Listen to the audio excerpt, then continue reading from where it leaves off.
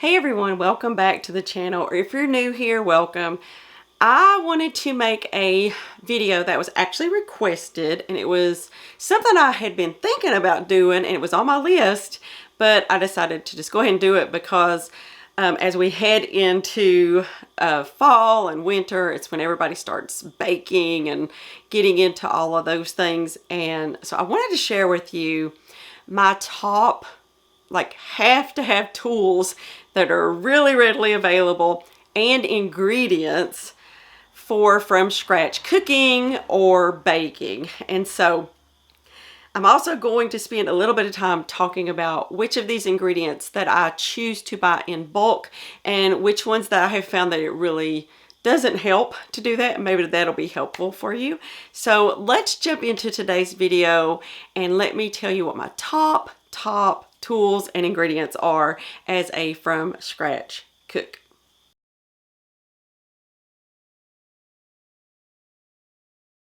So as you all know, if you've been following me, I bake a lot and I use 100% freshly milled flour. So a couple, maybe one of the tools or ingredients revolves around that, but most of these tools are universal if you're using all-purpose flour, bread flour, and stuff like that. So I'm not going to be too fresh milled flour specific, but that's such a big part of my kitchen, so I am going to be adding those in here. So as far as the tools, we'll get through those first.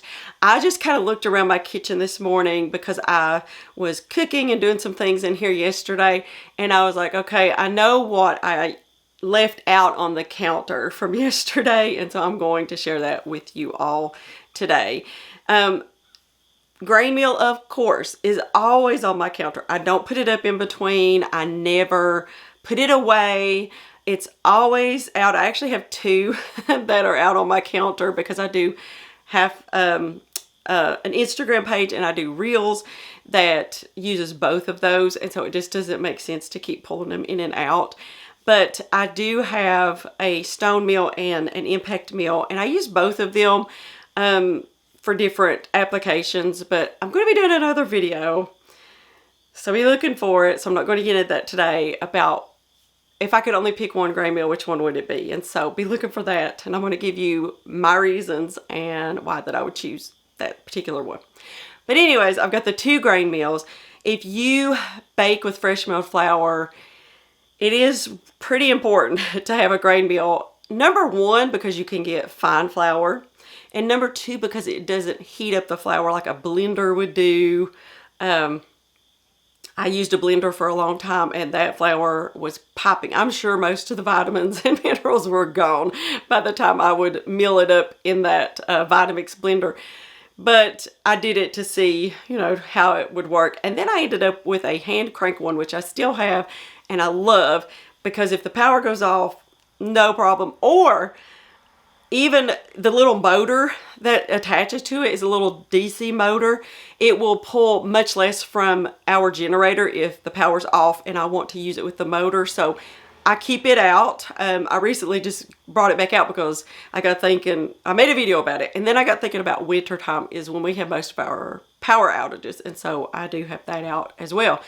But that is probably my number one tool in the kitchen, is a grain meal, because I have to have it to bake with because I don't buy all-purpose flour. And so that is a top tool in my kitchen, probably the top tool in my kitchen. Okay, staying on baking, another top tool that I leave out on my counter, although it changes, the one that I leave out is going to be a stand mixer. If I'm doing really big batches, I always grab the Bosch mixer. Not that my Nutri-Mill can't handle it. It's just, really, you can tell the difference if you do like a huge batch of something with fresh milled flour. Mostly I like to use the Nutri-Mill Artiste. It's the perfect size for what I'm usually baking just for us. So unless I'm making something for a group of people or maybe a certain recipe and I'm doubling it or tripling it to put some in the freezer, I like to use the Nutri-Mill Artiste. I also like the Bosch mixer. I wouldn't 100% say that one is superior as far as in my kitchen. Now, if you have a lot of kids or you bake like a micro bakery or you bake for a lot of people, then I would probably recommend the Bosch mixer. But for me, the Nutrimilk Artiste has been great for years now, and I still highly recommend it. I've been using it for a long time and it never lets me down. But the Bosch is nice if you're going to be doing some batch baking. So a stand mixer is a top tool that I leave out on my counter. A lot of people like to take them in and out, and I did that for a while, but it's so inconvenient for me. And so I reverted back to my old ways and I leave it out on the counter now. Another tool that I like to leave out on my counter is my blender. We like to have milk kefir smoothies every day. And so it's just something that I'm going to use at least once a day, sometimes twice a day. And I used to put it up. I just brought it back and forth. And finally I was like, forget it. I'm just going to leave it on the counter. And I use it so much that it's just really inconvenient to constantly be bringing it in and out. I use it for the smoothies. I use it for frappes, which we've stopped with that now. I'm actually cleaning out my ice machine and putting it in storage because we're done with ice here. It's still warm, but the evenings have got that little bit of a chill to it, and we're not really interested in really icy cold drinks right now. So we're gonna put that up, and I've replaced the space with some coffee stuff. So, but yeah, a blender. I've had the Vitamix. I had it forever. Loved it. But I kept having the same problem with it. If you have a Vitamix, let me know if you've had this problem, that it would just start leaking. The container would start leaking around the bottom. I changed out that piece so many times. I just got tired of it, and so I bought a Ninja blender, and I've never had a problem with it so far, although I haven't had it nearly as long as I did the Vitamix. I will tell you, they had a long warranty, and for years when that would happen, they would just send me what I needed for free. But it just kept happening, and so I had the old model, the 5200, so I've had it a long time, and I really want to use it because it is incredible. It's one of the best blenders ever. But that container for me, just, if you have any tips for me, I would love that, because I would love to have my Vitamix blender back out on the counter to use, because it has a dry container that you can do like rice and oats, make oat flour, because you can't put rolled oats through the grain mills. I mean, there were things that I used it for, and so I would love if somebody could tell me what in the world's wrong with my blender. So, but the Ninja's a good blender. It's been fine. I've had it for like a year and a half maybe, and no problems. But I can tell you, it's nothing compared to the Vitamix blender, in my opinion, having both of them. Okay, so the next item that I have out all the time, which it wouldn't make sense to put it up, obviously, is my water filter. I use a stainless steel towered water filter that has carbon filters in the top. It's the Boreau brand, and we go through so much filtered water. I used to try to keep one of those pourable pitchers. It was constantly needing to be changed out, the filter, because we use a ton of water. We both drink like, I don't know, half a gallon of water a day or something, especially when it's hot. I make coffee in the mornings. I use powdered milk to make my milk for my milk kefir and yogurt, and so that takes a half a gallon at a time. And it's just, we use a lot of water, and so I love this water filter. The filters last for years, and so that's nice, and yeah, I really do like it. Okay, next on my list is something that I think everybody should have, no excuses, is cast iron. I have a cast iron skillet that sits on my stove full time. It never gets put up with my other cast iron. It's the 10-inch, and it is so versatile. I do my biscuits in there. I do all of my frying and sauteing in there. I make pizza in it from time to time, and it's just so useful. And once they're really, really well seasoned, they're so easy to take care of. Just a tiny bit of butter or olive oil or something like that, and nothing sticks to them. And so I have been like this for years. If you've watched my videos for a long time, I am all cast iron. That's all that I use for stovetop. I don't have any other types of skillets, and it's just my go-to. I reheat in it. I make toast in it. Okay, so let's get into ingredients. Now, I kind of approach this with more on the baking side, because a lot of our pantry items are food items that we preserved. Tomatoes, peppers, green beans, peas. We don't buy them at the store. And so I don't want to use them and bring them into this. And like frozen things, it's stuff we grew that's in the freezer. And so I don't really look at those as ingredients that I purchase. So I'm going to try to keep it stuff like I feel like we need to buy. And I'll mention as I go if I buy that in bulk and why. So the first item is the obvious, wheat berries. And yes, of course, I buy them in bulk. I buy 42 pounds, I think. Yeah, 42 pounds at a time of the main ones.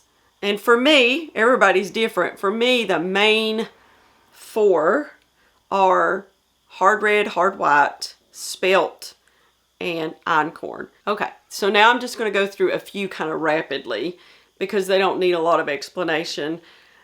Olive oil, I buy in bulk because, you know, I do a lot of baking, and we actually like it just drizzled on oatmeal and with salt and put an egg on top. You should try that. If you've never tried it, it's so good. And honey, I buy I buy a gallon at a time. Maple syrup, I buy a gallon at a time and just keep it in my fridge and keep refilling the small bottles because it's just way less expensive. Powdered milk, I buy in bulk. I like the Hoosier Hill Farms. It's on my Amazon store. Another thing that I buy in bulk that kind of goes with wheat berries, but not really, is oat groats. I think it's the groats. I buy like 25 pounds at a time, and I just flake them as I need them. It just makes it so much more fresh.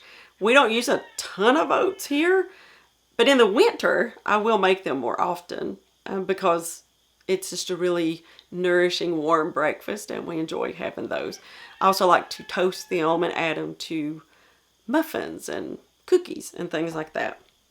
Okay, another thing that I buy in bulk is sliced almonds, slivered almonds, and then I roast them or toast them in the oven. If you've never done that, I mean, you can buy them toasted, but it's so much cheaper if you buy raw ones and do the toasting by yourself. So good. I add them to yogurt, granola. Sometimes I put them in my baked goods. They are so delicious, and I keep them on hand. I keep tons of them on hand. Most of the things I buy in bulk are things that they're not going to go bad, and so I just buy a ton of them, and I don't have to worry about it. Another item that I buy in bulk are dry roasted unsalted peanuts. My husband loves peanut butter, and it's so easy to just pour 2 cups of peanuts in the blender and blend them up and add a little pinch of salt. You got peanut butter. So you don't have to, I don't know that it's a ton cheaper, but it tastes better. The next ingredient that I have an obnoxious amount of is lentils. I don't know how this happened. I have like 50 pounds of lentils, and I don't even make them that often, but for some reason I ended up, I was going through them the other day, and I was just like, why do I have so many lentils? But it's one of those things that you can use as a meat substitute. I like to make lentil burgers, lentil meatloaf. I'll link that recipe in the description box. It is so good. And if you like, we like to have meatless days, not because, I mean, we love meat, but meat's expensive, and we raise chickens, and we used to raise turkeys, but we raise chickens, but we don't always want chicken. And so, but beef is incredibly expensive if you get really high quality beef. And so I'll make lentil burgers and lentil loaf and, you know, lentil muffins and things like that. And it's just, it's like you're having meat. So I think that over time, I just got so into that for a few minutes that I bought up like 50 pounds of lentils thinking I would make them all the time. And I don't, but I do like having them on hand because, you know, something ever happens that's all we have, we could live off of it. And, you know, I guess that would be fine because it's a really, lentils are really like a superfood. I hate saying that. It's kind of like a cliche now, but they really are super healthy, and they're high in protein, fiber, vitamins, minerals. It's one of those foods that it really is a good thing to keep on hand, or just dried beans in general. I just prefer lentils. That's my preference.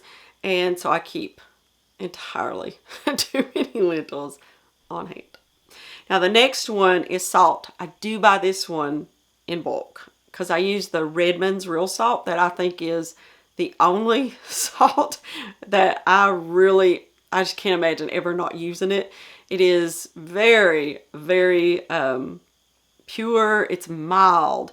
You know, some salts are almost harsh. Not with Redmond's real salt.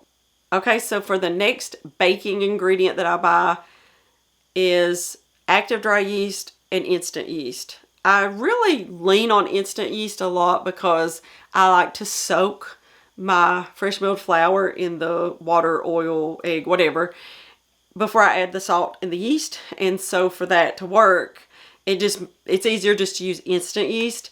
But I think that, you know, I have ran out of that, and I just keep back a little bit of the water and proof the active dry yeast and throw it in after it's soaked, the flour has soaked, and it works just fine. But it's just convenience to have the instant yeast on hand. I just went in my pantry just to make sure I'm not forgetting something, and that's really about it. I just have a lot of canned food in my pantry that I canned. A couple of cans of tuna, which I don't panic if I run out of that. And yeah, that's about it. I'm looking around because I'm like, is there something that I'm not noticing, you know, or that I'm forgetting? And that's it. So that's what I keep on hand in my kitchen, my tools and my ingredients. I hope that was helpful, because I think a lot of times we think we have to have a lot of fancy things and fancy ingredients, and you really don't. Just have really good quality ingredients. And yeah, so that's it. I hope that you enjoyed today's video. If you did, give it a thumbs up, and head over to our blog, therosehomestead.com, for tons of recipes with fresh milled flour and sourdough. And if you have anything to add, leave it in the comments section below. All right, well, we'll see you next week, same day, same time.